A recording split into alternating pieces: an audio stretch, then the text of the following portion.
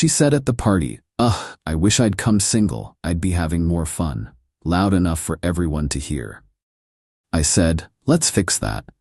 Then I left. Her 47 missed calls that night when her ride home left without her. I, 29 male, took Madison, 27, to Austin's birthday party last Saturday. We'd been together 18 months, and honestly, things had been feeling off for a while. She'd been making little comments here and there about how I wasn't fun enough, or how I never wanted to do anything exciting. Translation, I had a normal job and didn't want to blow money at clubs every weekend. The party was at Austin's place.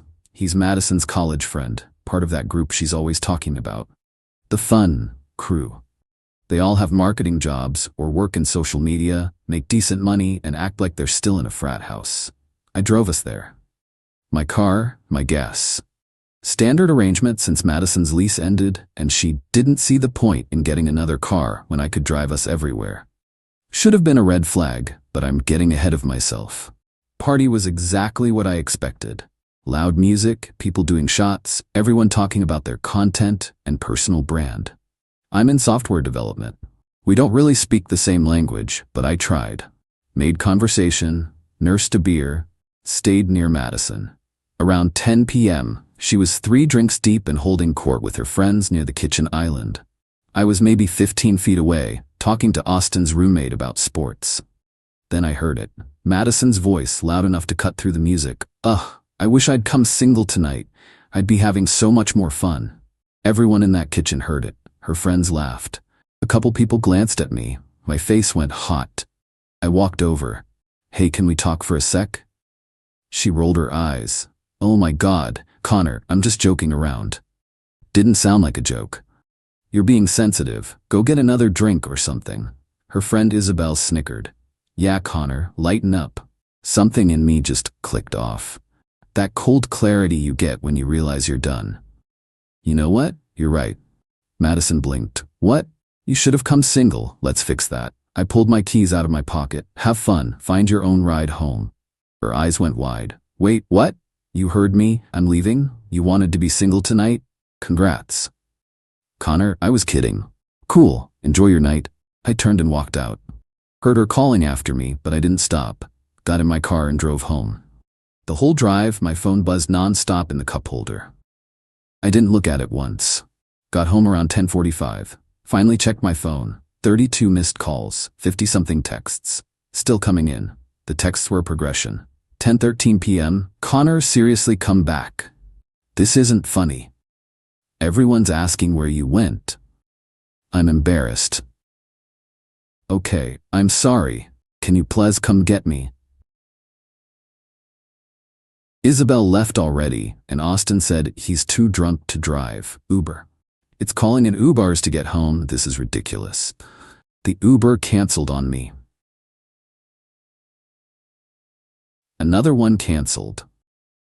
"Okay, I'm really sorry I was being stupid. Plus answer." "Connor, I don't have enough battery to keep calling Ubers and my phone is dying."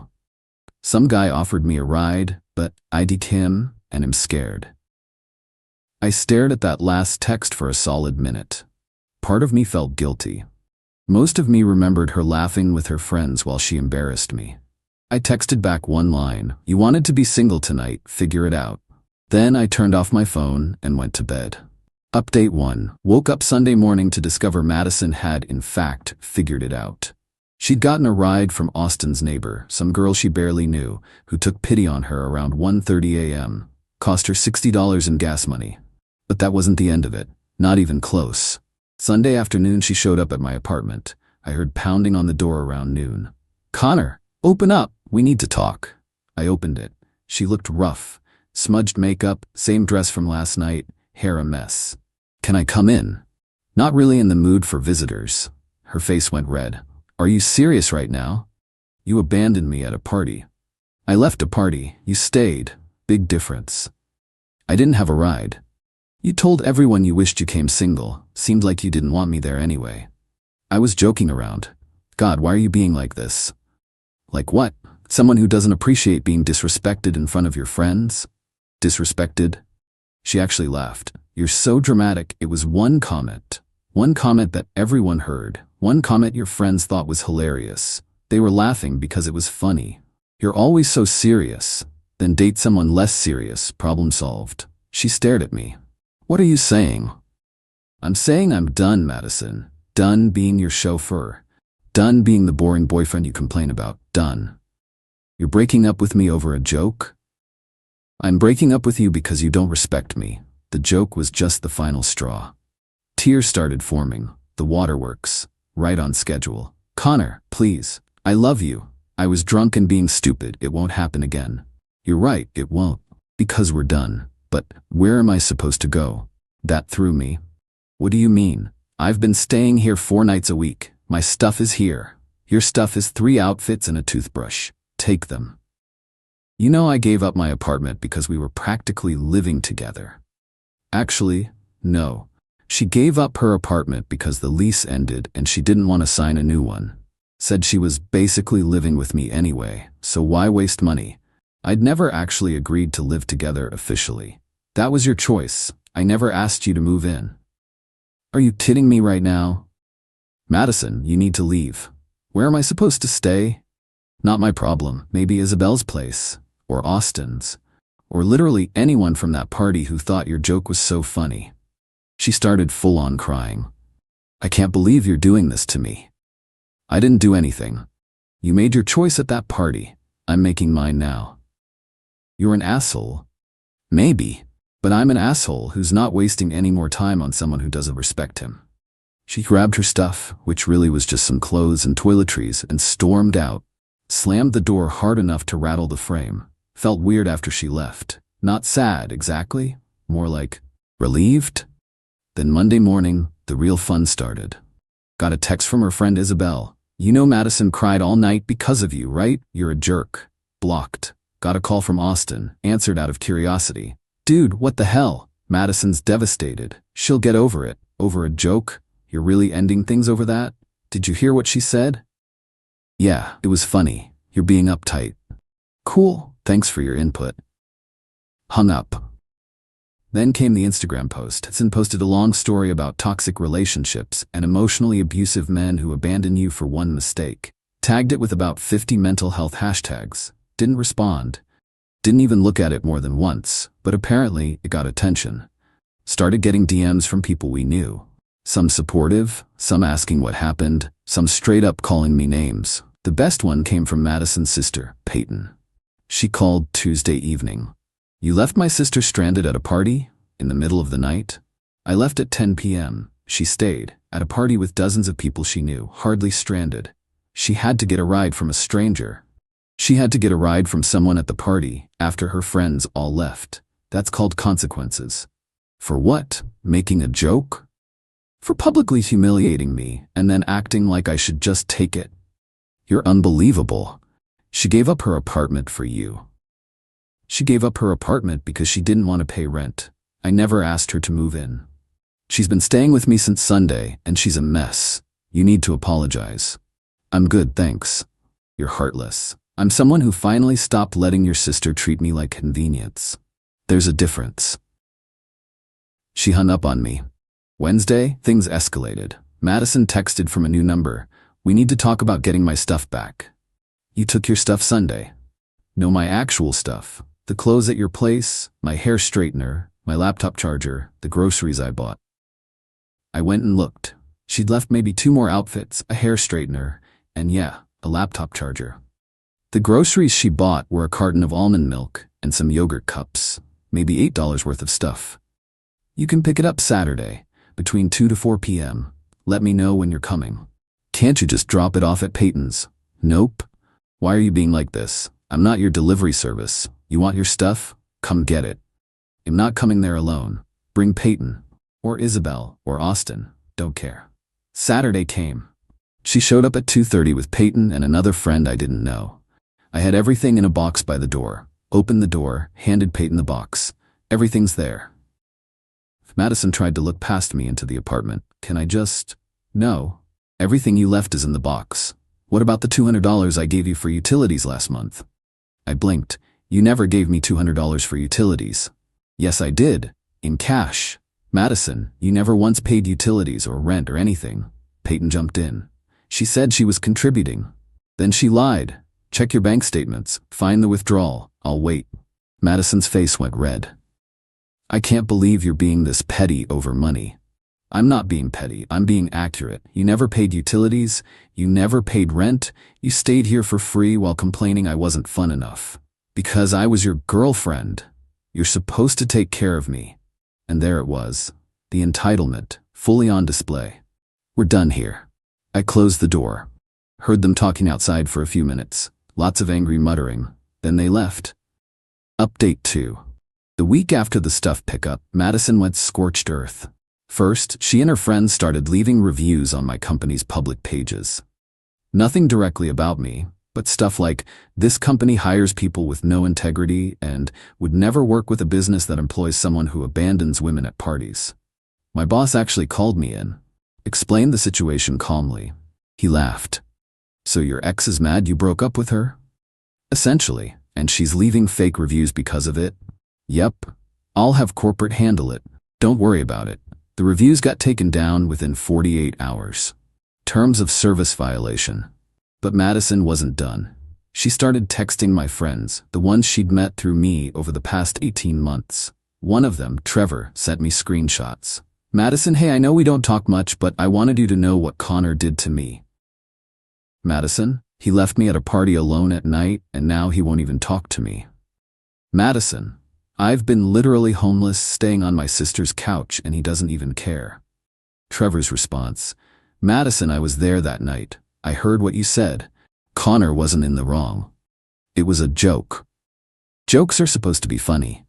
She'd sent similar messages to 3 other friends. All of them told her some version of the same thing. She blocked all of them.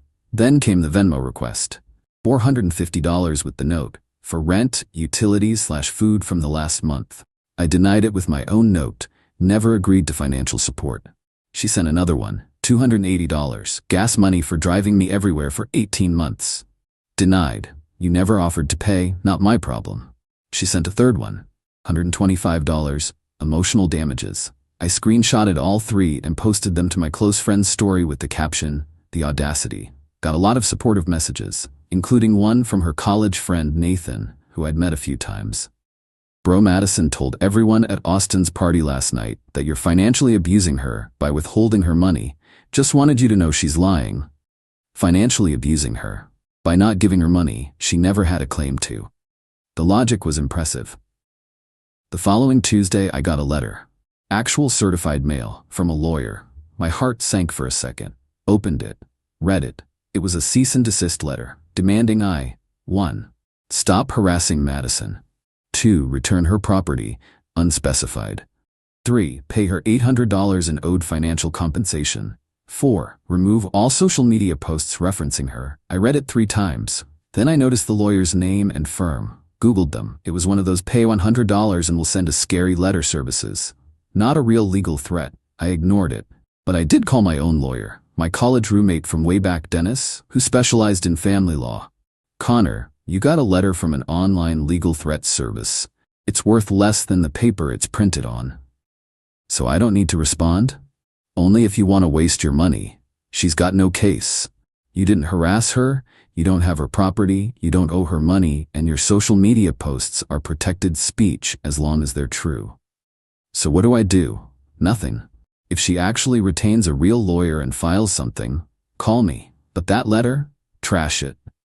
I trashed it. Thursday night, Madison's sister Peyton called again. I almost didn't answer. What? You need to stop being stubborn and just pay Madison what you owe her. I don't owe her anything. She's broke. She can't afford her own place because you kicked her out. She didn't have a place when we were together. That's not my fault. You let her think you were serious about her. She gave up her apartment. She gave up her apartment because she didn't want to pay rent. I never asked her to do that. You let her stay with you. Yeah, as my girlfriend, which she apparently hated based on that comment at the party. She was drunk and being stupid, and I decided I didn't want to be with someone who gets drunk and disrespects me publicly. That's my choice. You're ruining her life. I'm living mine, she can figure out hers. You know she had to borrow money from our parents to afford rent this month? That's between her and your parents. You are such an... I hung up. Blocked the number.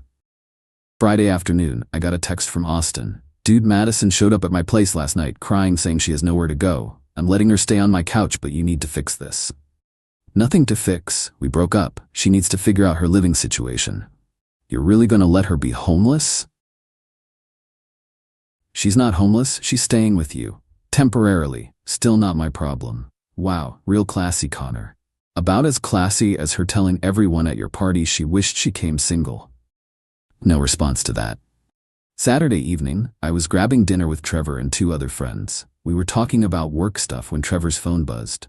He looked at it and laughed. Yo, you're not gonna believe this. He showed me his screen. Instagram story from Isabel. A video of Madison, clearly drunk, crying to the camera about how she gave up everything for a man who threw her away over nothing, and how she was learning to love herself again, and how toxic men will show their true colors eventually. The video had hundreds of views. Comments were mixed, some supportive, some skeptical, some straight up calling her out. One comment from someone named Anthony. Weren't you the one who said you wished you came single at the party? That's what started this, right? Isabel's reply. That's taken out of context. Anthony, I was there. She said it loud enough for everyone to hear, including Connor. Wasn't taken out of context at all. Trevor scrolled down. More people from the party were commenting. The narrative was falling apart. She really thought no one would call her out? Trevor shook his head. Entitled people always think they're the victim, I said. The next day, Nathan messaged me. Madison got into a fight with Austin. He's kicking her out. Thought you should know she's probably gonna come after you again. Thanks for the heads up. Sure enough, Sunday night, doorbell rang. I checked the camera. Madison, Peyton, and someone who looked like their mom. I didn't open the door. Spoke through the camera. What do you want?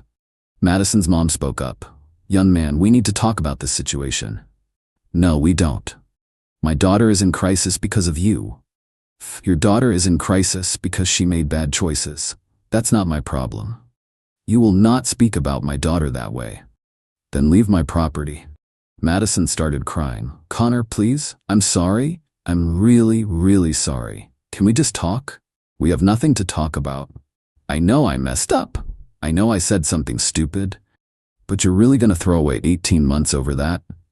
I'm not throwing anything away. You did that at the party. I'm just not picking up the pieces. I have nowhere to go. That's not my responsibility. You owe me. Her voice changed. Angry now. I gave up my apartment for you. No, you didn't. Stop lying. I stayed with you. I was your girlfriend. You're supposed to help me. I don't owe you anything, Madison. We're done. Move on. You're just like every other asshole guy. You use women and throw them away. I didn't use you. You used me. Free place to stay, free rides everywhere, free everything. And you complained the whole time. I'm done being used. Her mom jumped back in. How dare you? I ended the camera connection.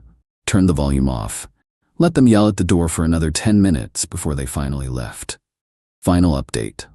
It's been 5 weeks since the party. Things have finally settled down. Madison stopped trying to contact me after the doorstep incident. Heard through Nathan that she moved back to her hometown about an hour away, staying with her parents. Apparently, they're making her pay rent and contribute to groceries. She's not happy about it. Peyton sent one final text from yet another number. I hope you're happy. Madison had to quit her job and move home because of you. I blocked it without responding. But according to Nathan, that's not what happened. Madison got fired from her marketing job for too many unexcused absences. She'd been calling out sick when really she was just hungover or didn't feel like going. They warned her twice. She did it again. They let her go. The narrative she's spinning is that she had to leave town because I made her life impossible. But reality is, she couldn't afford to stay after losing her income and burning bridges with everyone who was letting her couch surf. Austin apparently told her she needed to find somewhere else to stay after she kept expecting him to feed her, drive her places, and basically fund her life. When he asked her to chip in for groceries, she called him cheap. He kicked her out the next day. Isabel distanced herself after Madison borrowed $300 for rent and then posted Instagram stories of herself at brunch and getting her nails done. Isabel asked for her money back. Madison said she'd pay her eventually. Isabel blocked her. The friend group basically dissolved over it. Half of them sided with Madison initially, but changed their minds when they saw the entitlement firsthand. The other half knew from the start she was in the wrong. Trevor invited me to a barbecue at his place last weekend. Ran into Nathan there. He pulled me aside. "Dude, I owe you an apology." "For what?" "For not saying something at the party. I heard what Madison said. Saw your face. I should have backed you up. Not your fight." "Yeah, but still, we all knew she was treating you like her personal chauffeur and ATM. None of us said anything because, I don't know, we figured it was your relationship. But watching how she's acted since you left, man, you dodged a bullet. Appreciate that. For what it's worth, everyone knows the truth now. She tried spinning it like you're this monster, but too many people were at that party. They heard what she said. They know she brought it on herself." Felt validating, honestly. Not that I needed validation, but it was nice to know I wasn't crazy. As for me, I'm doing fine. Better than fine, actually. My apartment feels like mine again. I'm not spending half my paycheck on someone else's lifestyle. I'm not driving across town 3 times a week for someone who complains the entire time. I'm not walking on eggshells trying not to be too boring. Been hanging out with friends more. Picked up running again. Actually have time and money for hobbies. Went on a date last week. Nothing serious, just coffee with someone I matched with on an app. We talked about books and travel. She paid for her own coffee. Didn't complain once about how I wasn't fun enough. Is it weird that that felt revolutionary? That someone could just be pleasant? Not make everything about what I wasn't doing for them? My therapist says I was in a pattern of accepting less than I deserved. That Madison's behavior was emotionally draining, and I normalized it because it happened gradually. The party comment wasn't the problem. It was the final straw of 18 months of being taken for granted. Looking back, there were red flags everywhere. The way she never offered to pay for anything. The way she complained about my apartment but refused to contribute to rent. The way she'd make plans with her friends and just expect me to drive her. The way she'd criticize me for not being spontaneous enough, while simultaneously expecting me to fund her spontaneity. I ignored all of it because I thought that's what relationships were. Compromise, sacrifice, putting up with stuff. But there's a difference between compromise and being a doormat. Took me too long to figure that out. The funniest part? She really thought I'd come crawling back. That the threat of losing her would scare me into apologizing and taking her back. That I'd be so desperate to not be alone that I'd accept being disrespected. Instead, I'm here. Single, peaceful, and actually happy. She's back home with her parents, unemployed, burning through her friend group and learning that actions have consequences. Some people might think I was too harsh, that I should have given her another chance, that leaving her at the party was petty. Maybe it was petty, but it was also the wake-up call I needed. The moment I realized I'd rather be alone than be with someone who didn't respect me. And honestly, being alone is pretty great. Got a text yesterday from an unknown number. Didn't recognize it. Opened it anyway. "Hey, this is Nathan. Madison asked me for your new address. I told her I didn't have it. Just wanted to give you a heads up that she's still not over it. Thanks, man.